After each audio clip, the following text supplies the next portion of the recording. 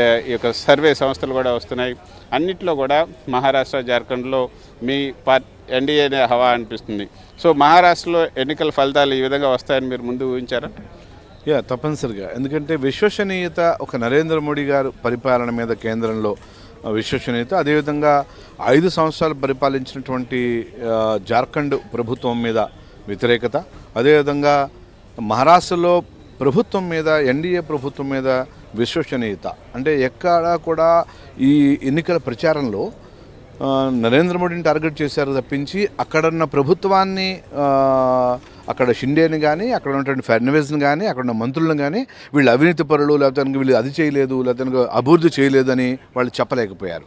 So that ఏంటంటే ప్రభుత్వాన్ని వ్యతిరేకతని వీళ్ళకి లేదనేది వాళ్ళకి అర్థమైంది. కాబట్టి ఇంకా నరేంద్ర మోడీ ఇలాగా బీజేపీ అలాగా, ఆర్ఎస్ఎస్ ఇలాగా అని మొదలుపెట్టారు. కానీ ఎజెండా లేకపోయింది. ఇప్పుడు ఎజెండా అదేవిధంగా ఇప్పుడు జార్ఖండ్ చూశారనుకోండి, జార్ఖండ్లో ముఖ్యం అంటే మీ గెలుపుకు ప్రధానంగా అక్కడ డబ్బుల్ని మీరు వెదజల్లారు, వేరే ఈ పార్టీలని అట్లా కానికుండా చేశారు, వీళ్ళందరినీ కూడా సోదాలు చేశారు ఎలక్షన్ వెళ్ళేటప్పుడు అని కూడా అది ఒక పెద్ద ప్రచారం జరిగింది.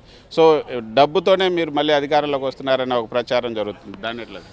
ఎన్నికల సమయంలో ఎన్నికల కమిషన్ ఆ పని చూస్తుంది. ఎవరు డబ్బు రవాణా మన తెలంగాణలో చూసాం, ఆంధ్రప్రదేశ్లో చూసాం ఏ విధంగా అయితే ఎన్నికల కమిషన్ నిష్పక్షపాతంగా పనిచేసిందో. కాబట్టి అక్కడ రిజల్ట్ చూసాం. ఫ్రీబీస్ ఇస్తే ఓటేస్తారు అనుకోవడం పొరపాటు అనేది ఆంధ్రప్రదేశ్ ఎన్నికల్లో జరిగింది, తెలంగాణ ఎన్నికలు చూసాము. ఇప్పుడు మహారాష్ట్ర ఎన్నికలు, జార్ఖండ్ ఎన్నికలు కూడా చూస్తాం. మహారాష్ట్ర ఫ్రీబీస్ ఏమి ఇవ్వాల, రైతులకి వ్యతిరేకత ఉంది అని చెప్పారు. అదొకటి మేము భయపడ్డాం, రైతుల్ని వీళ్ళు విష ప్రచారం చేశారు రైతులకు ఇది అని. బట్ అది కూడా ప్రజలు నమ్మలేదని అర్థం. పరిస్థితి ఎట్లా ఉంది?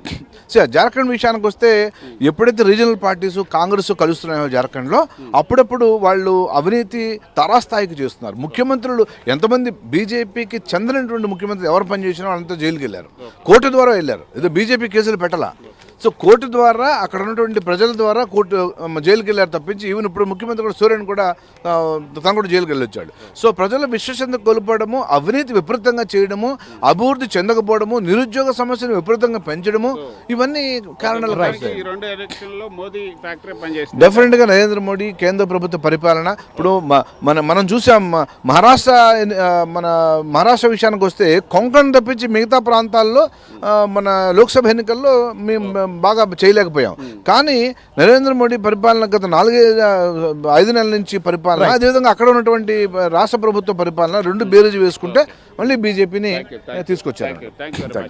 ఇది శ్రీహరి, మనం చూసాం లాస్ట్ టైం మహారాష్ట్రలో ఏదైతే 30 స్థానాల వరకు పార్లమెంట్ స్థానాలు గెలిచినటువంటి కాంగ్రెస్ అదేవిధంగా ఆ పార్టీ కూటమిలో కొంత సీట్ల సర్దుబాటు దగ్గర ఏదైతే డిస్టర్బెన్స్ జరిగిందో దానివల్ల కూడా ఎక్కువ నష్టం జరుగుతుంది అనేది మనకు ఈ సర్వే సంస్థల నుంచి వస్తున్నటువంటి ఈ సర్వే సంస్థలు ఈ యొక్క సర్వే నుంచి మనకి అర్థమవుతుంది. Thank you Krishna. ఇక మొత్తానికైతే మాత్రం మహారాష్ట్రలో ప్రస్తుతం ఉన్నటువంటి మహా అయితే కూటమి మళ్ళీ అధికారంలోకి వచ్చేటువంటి అవకాశం ఉన్నట్లుగా తెలుస్తోంది. సో హేమంత్ సోరెన్ జైలుకి వెళ్ళొచ్చినప్పటికీ, ఫ్రీబీజ్ ఆల్రెడీ ప్రారంభించినప్పటికీ కూడా అనుకున్న ఫలితాలు సాధించలేదు. అక్కడ కూడా ఎన్డీఏ కూటమి అధికారంలోకి రాబోతున్నట్లుగా ప్రస్తుతం వస్తున్నటువంటి ఏదైతే ఎగ్జిట్ పోల్స్ని బట్టి అర్థమవుతోంది. ఇక 23న ఫలితాలు కూడా రాబోతున్నాయి. ప్రజలు ఎవరికి పట్టం కట్టబోతున్నారో కూడా చూద్దాం. ది డిబేట్ చూసే ముందు ఇప్పుడు చిన్న బ్రేక్ తీసుకుందాం. ఓటు వేసే అవకాశం ఇప్పటి వరకు కూడా కొనసాగుతోంది. ఇక